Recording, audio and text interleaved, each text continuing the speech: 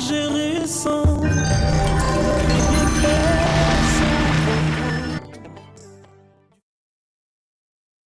La troisième année du règne de Joachim, roi de Juda, Nebuchadnezzar, roi de Babylone, marcha contre Jérusalem et la siégea. Le Seigneur livra entre ses mains Joachim, roi de Juda, et une partie des ustensiles de la maison de Dieu. Nebuchadnezzar emporta les ustensiles au pays de Chimère, dans la maison de son Dieu. Il les mit dans la maison du trésor de son Dieu. Le roi donna l'ordre à Ashpenaz, chef de ses eunuques, d'amener quelques-uns des enfants d'Israël de race royale ou de famille noble. Des jeunes garçons sans défaut corporel, beaux de figure, doués de sagesse, d'intelligence et d'instruction, capables de servir dans le palais du roi et à qui l'on enseignerait les lettres et la langue des Chaldéennes. Le roi leur assigna pour chaque jour une portion des mets de sa table et du vin dont il buvait, voulant les élever pendant 3 années, au bout desquelles ils seraient au service du roi. Il avait parmi eux d'entre les enfants de Juda, Daniel, Anania, Michaël et Azaria. Le chef des eunuques leur donna des noms. À Daniel, celui de Belchazzar, à Anania, celui de Shadrach, à Michaël, celui de Meshach, et à Azaria, celui d'Abel-Nego. Daniel résolut de ne pas se souiller par les mains du roi et par le vin dont le roi buvait, et il pria le chef des eunuques de ne pas l'obliger à se souiller. Bien, peuple de Dieu, bonjour. Bonjour. Bonjour. Le thème de l'assemblée qui nous rassemble aujourd'hui est le suivant. Être un modèle de jeune au sein d'une génération perverse et corrompue pour impacter sa nation. Être un modèle de jeune au sein d'une génération perverse et corrompue pour impacter sa nation. Pour beaucoup, ce sont des gros mots. Et les gros mots nécessitent forcément des définitions et des éclaircissements. Alors nous allons commencer par définir les mots les plus compliqués. C'est quoi d'abord un modèle? Un modèle, c'est une personne ou une chose qui peut servir d'exemple. Un modèle, c'est une personne ou une chose qui peut servir d'exemple. C'est quoi une génération? Qui a une idée? Qu'est-ce qu'on appelle une génération? C'est quoi une génération?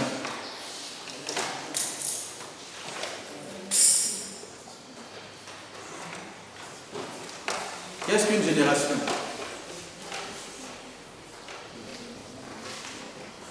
Bien, vu que personne ne connaît, nous allons définir la génération. Une génération, ce sont tous les hommes et toutes les femmes du même âge, vivant à la même époque. Les hommes et les femmes du même âge, vivant à la même époque. École du dimanche, vous êtes une génération. Vous avez pratiquement tous le même âge. Vous vivez tous à la même époque. Si on va chez vos grands frères au niveau des chorales, c'est là-bas une autre génération. Vous n'êtes pas de la même génération avec vos grands frères. Vos parents, papa, maman, vos pères, pères et mères, ce ne sont pas la même génération que vous ou vos grands frères. Eux, ils appartiennent à une autre génération.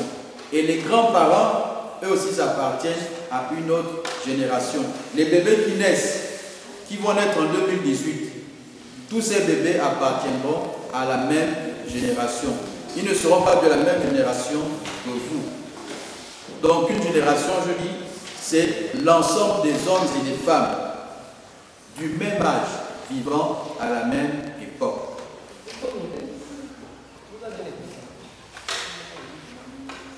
Au sein d'une génération perverse, c'est quoi la perversion? C'est quoi? Qu'est-ce qu'on appelle pervers? Une personne perverse, c'est une personne inspirée par le désir de faire le mal. C'est une personne qui prend plaisir à faire ce qui est mal. Voici ce qu'on appelle une personne perverse.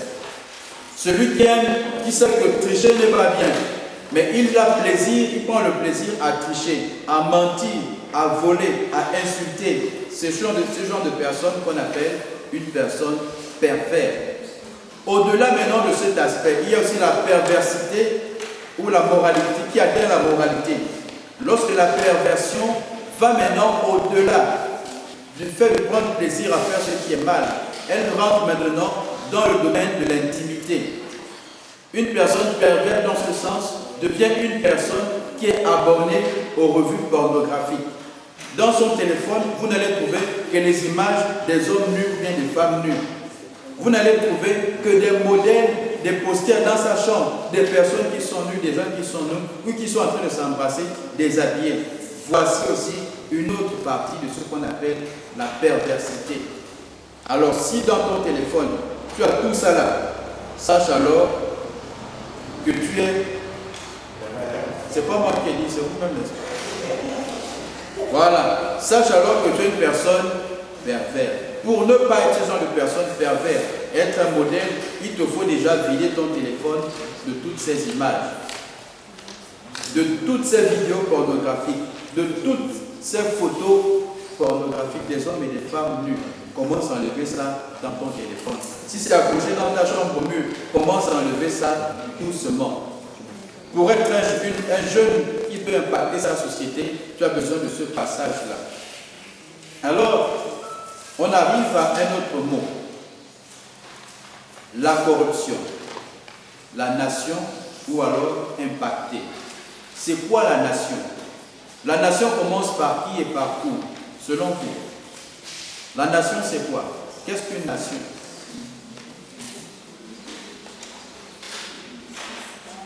On a quand même les gens de seconde, première, terminale. C'est quoi une nation?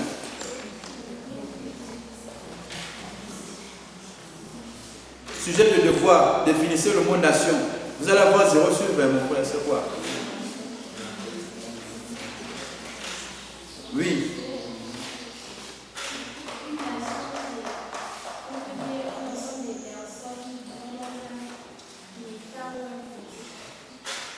Un ensemble de personnes vivant dans un état ou dans un... Ça commence à venir. Mettez encore un peu le feu pour que la marmite bouillonne. Mettez encore un peu le feu. C'est quoi une nation? C'est quoi un État? Un État, c'est quoi? Quand on parle d'État gabonais, c'est quoi? C'est un peuple, un ensemble de personnes vivant sur un territoire. Un territoire commun, pas trop.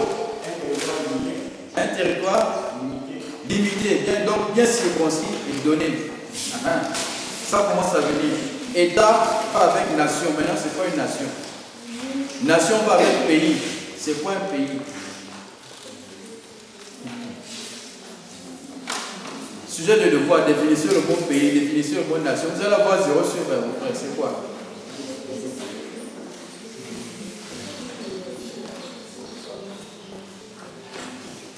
Faut pas me faire peur, hein? Mets-toi debout.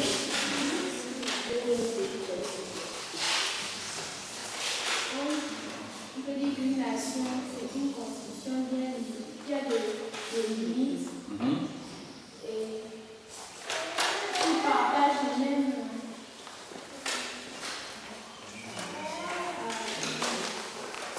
En tout cas, une nation, c'est une constitution bien définie qui partage les mêmes.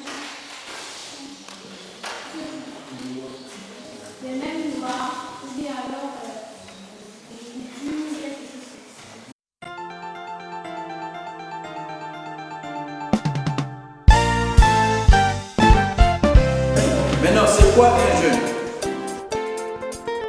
Gloire à toi, Jésus-Christ de Nazareth. Que la louange et l'honneur. Un jeûne, c'est un être vivant d'une certaine tranche d'âge. Quel à peu près? Quel âge à peu près?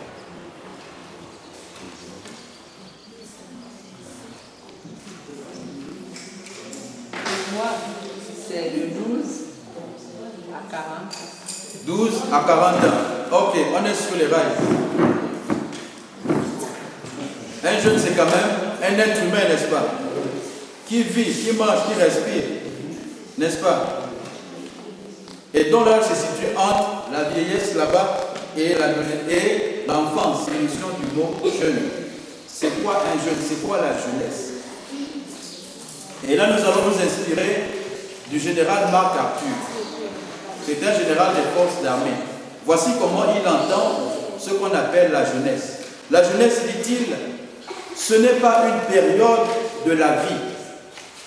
C'est un état d'esprit, un effet de la volonté, une intensité émotive, une victoire du courage sur la timidité, une victoire du courage sur le goût de l'aventure, sur l'amour du confort.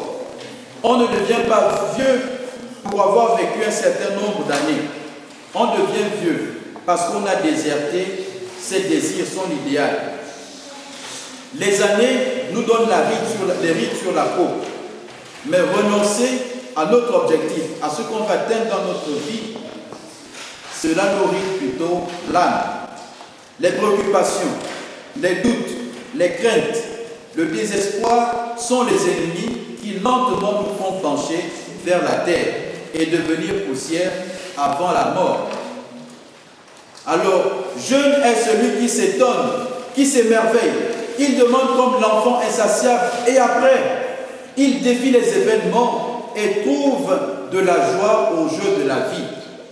Vous êtes aussi jeune que votre foi, aussi vieux que votre doute, aussi jeune que votre confiance, aussi jeune que vos espoirs, aussi vieux que votre abattement.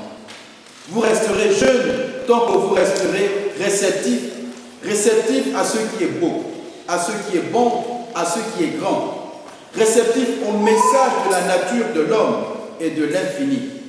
Et si un jour votre cœur allait être mordu par le pessimisme et rongé par le cynisme, puisses-tu alors avoir pitié de votre âme de vieillard.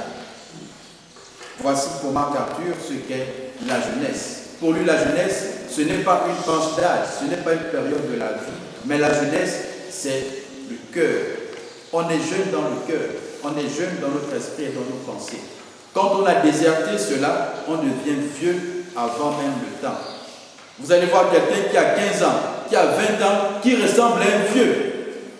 Pourquoi? Parce qu'il a déserté son idéal, il a déserté ses ambitions. Il a tout abandonné pour se livrer peut-être au vin.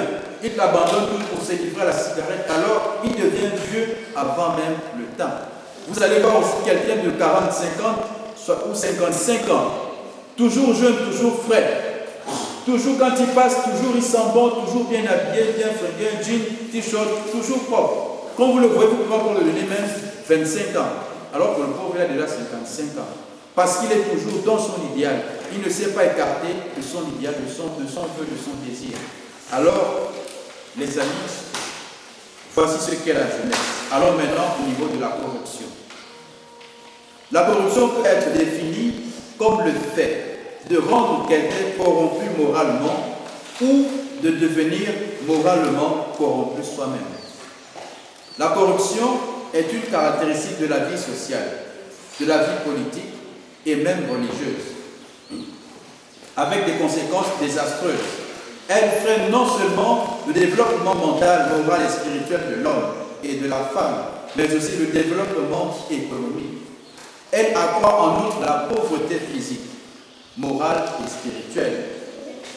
Certains moyens par lesquels la corruption pervertit l'intégrité sont les suivants. La subornation, donc pour moi. La subornation, elle consiste à donner l'argent ou un cadeau à une personne qui est dans une position de confiance afin de pervertir son jugement ou de corrompre son attitude. L'extorsion. Il vient du mot presser. Il renvoie à l'action d'obtenir quelque chose par les menaces, la violence ou l'utilisation abusive de son autorité. La fraude, la tricherie.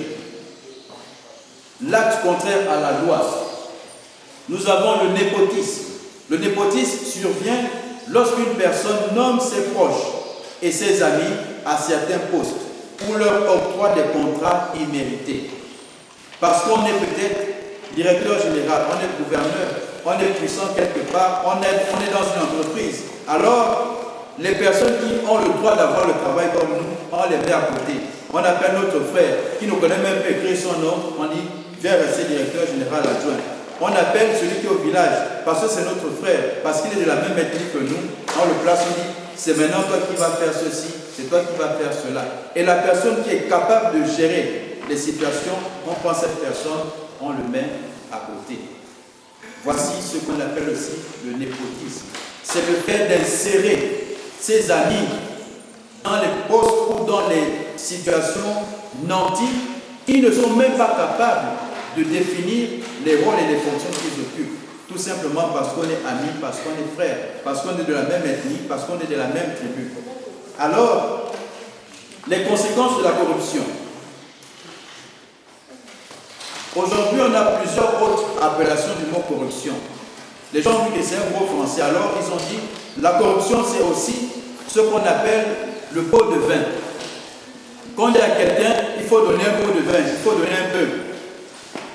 On dit à une autre personne, écoute, si tu veux passer, va d'abord saluer le chef. Saluer le chef, ça veut dire quoi? Tu fais sortir l'argent, tu donnes pour qu'on te passe, alors que tu vas passer librement et gratuitement. Toi, tu dois enlever quelque chose pour donner au chef. Ou alors, une autre expression couramment utilisée, c'est mouiller la barbe. Il faut mouiller la barbe du chef. Quand on dit mouiller la barbe, ça veut dire enlever quelque chose et donner ça à la personne en place. Et quand vous faites cela, vous êtes déjà dans l'esprit de la corruption. La corruption agit aussi à travers une personne qui se sent mentalement, physiquement, moralement impuissant. Alors, il va, auprès de quelqu'un de puissant, commencer à soudoyer la personne, commencer à s'agenouiller même devant la personne. S'il a des millions, il va faire des dons à la personne. Voici 500 000, voici une voiture, voici une villa. Parce qu'il sait qu'il a un problème, par exemple, au tribunal, où il sait que si on passe par la justice légale, il va perdre. Alors, il va corrompre le juge pour que le jugement soit autant pour moi faussé entre les deux. Et ainsi, quand on a l'esprit de corruption en soi, le bien devient normal. Le mal autant pour moi devient normal. Et le bien devient une denrée rare. Quand on a l'esprit corrompu, on est prompt à faire ce qui est mal et on oublie ce qui est juste et ce qui est droit. Alors, comment, avec tout cela, être un modèle de jeune dans une génération où les gens sont livrés à la corruption, sont livrés à la perversité, sont livrés à tout ce qui n'honore et ne glorifie pas Dieu? Comment être un modèle de jeune alors dans ce genre de génération? Alors, peuple de Dieu, pour être un modèle de jeune, il faut aussi s'inspirer, il faut notamment s'inspirer de la parole de Dieu. Notamment du ce commandement qui nous dit homme, femme, né d'une femme, né d'un homme, honore ton père et ta mère, afin que tes jours soient prolongés sur la terre que l'Éternel ton Dieu te donne. Lorsque tu honores ton père et ta mère, lorsque tu leur donnes de la joie, lorsque tu leur rends service, quand ils ont besoin de toi, tu réponds toujours présent. Même si tu es fatigué, tu réponds toujours présent. Lorsque tu donnes à tes parents le sourire, quand ils arrivent, ils voient ton bulletin, ils sont contents. Quand ils sont quelque part, ils sont confiants que notre enfant, nous l'avons éduqué comme ça. Même s'il rencontre telle situation, il restera toujours fidèle à ce qu'on l'a enseigné. Alors, lorsque cela arrive, vos parents sont rassurés, ils sont contents, ils savent que notre enfant est un enfant modèle. Et alors, lorsqu'on honore son père et sa mère, on devient une génération qui impacte sa nation. Au milieu des enfants qui détestent leurs parents, au milieu des enfants qui bastonnent leur mère, qui frappent leur père, qui insultent leur père, qui maudissent même leur mère. Quand vous êtes devant ces jeunes-là, vous êtes alors un modèle pour eux. Sans le savoir, ils vous envient et il vous respecte. Pour être un modèle de jeune, il faut aussi avoir la notion de la discipline. La discipline passe non seulement par l'être, par le comportement, mais elle passe aussi par le contrôle de sa langue. Quand on ne contrôle pas sa langue, on ne peut pas être un modèle de jeune. Parmi les jeunes, il y en a qui ne peuvent pas passer 2 secondes sans insulter, sans faire sortir une injure de la bouche. Il y en a qui ne peuvent pas passer un jour sans maudire quelqu'un. Il y en a qui ne peuvent même pas passer un jour, même 1 heure, sans insulter. Regardez, je ne veux pas prononcer ces mots. Sans insulter, sans maudire, sans dire du mal sur quelqu'un. Il y en a qui ne peuvent pas passer ce temps. Mais alors, à vous, jeunes, à vous, enfants, à vous, membres de l'UCG, à vous, choristes, pour être un modèle de jeune, il faut avoir aussi la notion de la discipline. Discipliner sa langue, discipliner ses paroles. Les mots qui sortent de vos bouches doivent servir de modèle pour votre entourage, pour le milieu dans lequel vous êtes, à l'école, à la maison, dans le quartier. Quel que soit le milieu où vous serez, surveillez vos langues. Ne laissez pas sortir de vos bouches des paroles injurieuses, des paroles mensongères, des paroles qui ne glorifient pas vous-même et qui ne glorifient pas Dieu. Ne vous laissez pas emporter par les blasphèmes, par les grossièretés. Il faut également discipliner ses mains et ses pieds. Discipliner ses mains, c'est-à-dire éviter de faire ce qui est mal. Éviter de vous plonger dans ce qui est mauvais. On te dit, on a réunion tout à l'heure, on doit voir comment tuer telle ou telle personne. On doit voir comment enlever telle personne au travail. Il faut ta signature. On signe avec quoi? Les pieds ou bien les mains? On signe avec quoi? Les mains, n'est-ce pas? Quand vous donnez votre accord, je suis d'accord, tuer telle personne, je suis d'accord, enlever telle personne à tel poste, je suis d'accord, je signe, je mets mon cachet, faites ceci de mal contre telle personne. Ce que vous faites là va retomber sur vous et sur vos enfants. Quand on vous demande de faire une telle chose, ne mettez jamais votre accord. Dites toujours, ou trouvez une raison pour dire, excusez-moi, je ne peux pas, je ne suis pas disponible. Parce que vous êtes en train de commettre le même péché que celui qui prend le fusil, il tue quelqu'un. Quand vous donnez votre accord pour faire du mal à quelqu'un, vous faites aussi le mal. Et ce mal retombe toujours sur vous et sur, la plupart du temps, les enfants que Dieu nous accorde. Alors pour éviter cela, disciplinons nos mains, disciplinons nos pieds, disciplinons nos paroles, les mots qui sortent de notre bouche. Il est une chose difficile à discipliner, c'est l'esprit. Il est impossible de discipliner l'esprit. Et tout ce qui est impossible, l'ange Gabriel nous l'a dit, tout ce qui est impossible à l'homme est possible à qui? À Dieu. Puisque c'est possible à Dieu, alors lorsqu'on se retrouve confronté à des situations qui n'honorent pas Dieu, confions-nous en Dieu, afin que lui seul discipline notre esprit. Si on ne peut pas discipliner les paroles, que lui seul discipline nos paroles. Si on ne peut pas discipliner nos mains, demandons à Dieu de discipliner nos mains pour sa gloire. Et alors, voici encore quelques autres solutions. Pour être un modèle de jeune et pour pouvoir impacter sa nation, pour pouvoir toucher sa nation, pour pouvoir faire luire sa nation, il faut également avoir la foi en Jésus-Christ. Il faut avoir la foi parce que sans la foi, vous serez toujours vide et sans appui. Vous n'aurez pas de modèle, vous n'aurez pas de base. Il faut faire de Christ, ou alors il faut mettre le Christ au centre de votre vie pour être un modèle de jeune. Il faut que Jésus-Christ soit dans votre vie et qu'il règne comme votre Sauveur et votre Seigneur. Laissez Jésus-Christ faire de toi ou faire de vous la femme que vous voulez être, le jeune homme que vous voulez être. Plusieurs personnes veulent devenir. D'autres veulent dire, moi je vais être pasteur, moi je vais être médecin, moi je vais être quelqu'un qui fait le bien, moi je vais soigner les gens, moi je veux aider les gens à faire ceci ou cela. Mais avec notre force, on ne peut pas le faire. On ne peut rien faire sans Jésus-Christ. On ne peut rien faire sans le Christ. Quelqu'un va peut-être me dire, mais c'est faux. Moi sans Jésus-Christ, je peux mentir, je peux tricher, je peux voler, je peux acheter un gâteau. Je peux faire ceci, je peux faire cela. Je peux même enlever tout mon argent, mes habits. Je donne ça à quelqu'un. Laisse-moi te dire que tu te trompes. On ne peut rien faire sans Jésus-Christ. Qu'est-ce à dire? C'est dire par là Et je prends un exemple simple. Les femmes qui savent faire des gâteaux au four. Imaginez que vous avez fait un beau gâteau au four, bien au chocolat, demi-écrémé à la fraise. Vous mettez les framboises en haut avec une bonne crème, bien tamisée de chocolat. Vous mettez ensuite quelques 4, 5 ou 6 jus de fruits à côté pour accompagner le gâteau. Mais,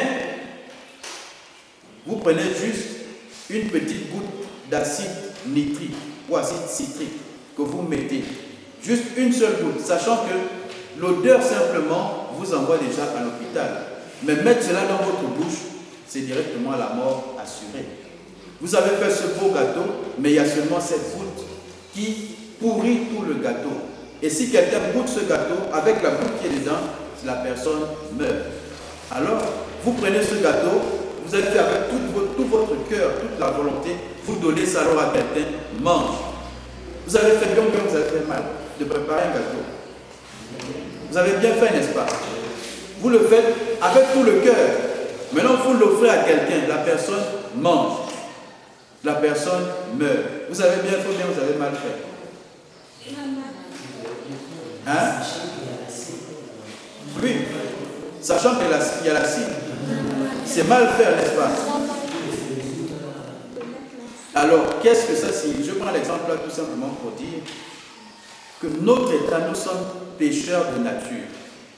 Quel que soit le bien qu'on peut faire, vous enlevez même tout votre argent, vous donnez à quelqu'un. Quelqu'un est malade, vous allez même prier pour la personne. Quelqu'un a faim, vous donnez à manger. Mais le fait qu'on soit pécheur, c'est ce péché-là qui empoisonne le don qu'on a fait. Et le don qu'on a fait devient un poison pour la personne à qui on le fait. Parce qu'on le fait avec notre peur, notre volonté personnelle. Parce qu'on le fait sans Jésus-Christ en nous. C'est maintenant le Christ. Quand Jésus-Christ est en nous, c'est lui qui enlève maintenant le poison.